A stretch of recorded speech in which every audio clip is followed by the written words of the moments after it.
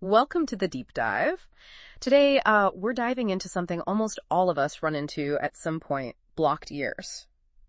From wax buildup. Right. And usually you're thinking pharmacy drops, maybe even a doctor's visit. It can be a real hassle. Exactly. But we've come across a really interesting personal account. A tip, really, for dealing with this at home. It sounds surprisingly simple. It really does. The source highlights this resourceful, efficient approach. Yeah. Cuts through the usual frustration. So yeah, let's explore it. Okay, so the core idea here revolves around hydrogen peroxide. The stuff most people have in their bathroom cabinet. But there's a specific point in the account it suggests maybe not the standard 3%, but something a bit stronger, like 6% or even 9% concentration. Right, a higher concentration. Yeah. And how does that actually work? What does it do in your ear? Well, this is the interesting part. When you put it in, it bubbles, it fizzes. Okay. And that fizzing, that's actually the hydrogen peroxide reacting with the earwax. It's releasing oxygen, and this reaction helps break down the components of the wax.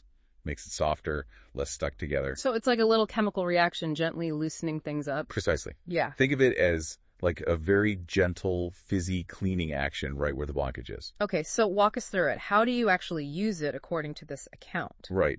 The suggestion is pretty straightforward. Put a few drops of this higher concentration peroxide into the ear canal. Just a few drops. Yeah. And do that several times a day. The source mentioned doing this consistently for maybe a few days. And you mentioned the fizzing sound. You actually hear that. Oh, yeah.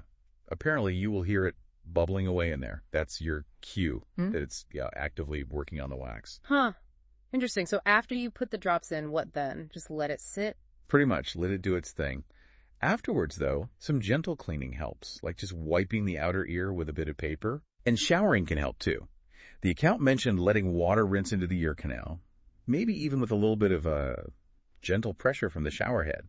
That can potentially help wash out the loosened bits. So don't expect like a huge plug to just fall out suddenly? No, probably not. That's a key point. It's more gradual. The peroxide helps the wax break down into smaller pieces over time. Right. And these smaller bits will then tend to work their way out naturally, maybe after a shower or just over the course of the day, little by little, until the ear canal clears. Okay, that makes sense. It's not an instant fix, but a process. Exactly. And interestingly, the source also suggested this could be used preventatively. Oh.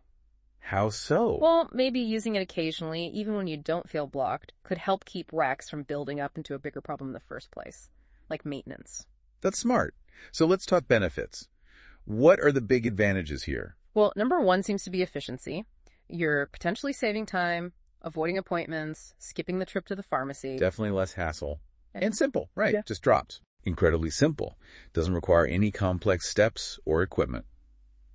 And cost is another big one. Hydrogen peroxide is generally very inexpensive. Yeah, it costs next to nothing compared to specialized ear drops or a copay. Absolutely. So Yeah. you've got efficiency, simplicity, and low cost.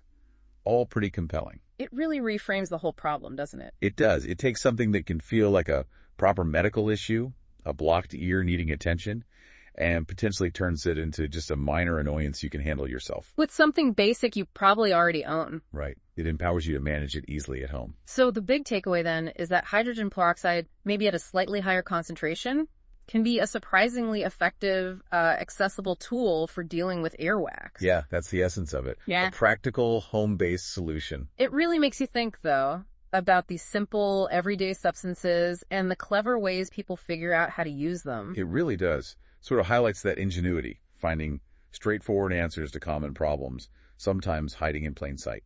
Absolutely. You wonder what else is sitting in the cupboard with an unexpected use waiting to be discovered. A good thought to end on. Finding those simple, smart solutions. Indeed. Well, that's our deep dive for today.